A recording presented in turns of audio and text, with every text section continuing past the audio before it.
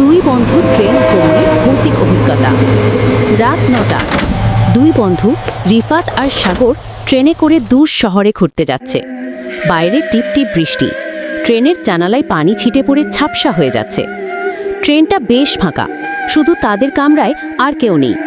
দুজন মজা করতে করতে হঠাৎ লক্ষ্য করল ট্রেনের আলো একবার জ্বলছে একবার নিভছে। সাগর বলল, ভাই, এই ট্রেনে মানুষ এত কম কেন?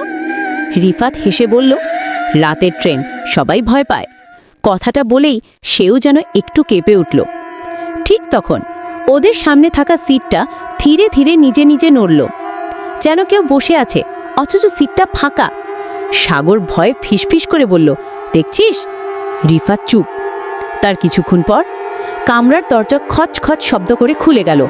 ভিতরে ঢুকে দাঁড়ালো এক লম্বা মানুষ। গায়ের কাপড় ভেজা, মুখ দেখা যাচ্ছে না। সে এক দৃষ্টিতে দুই বন্ধুর দিকে তাকিয়ে দাঁড়িয়ে রইল। রিফাত জিজ্ঞেস করল, ভাই, আপনি কোথায় নামবেন? লোকটা ধীরে মাথা তুলল, মুখটা আধমরা, চোখ দুটো গভীর কালো গর্তের মতো। সে গলা ভেজা কর্কশ স্বরে বলল, আমি নামার জায়গা পাই না।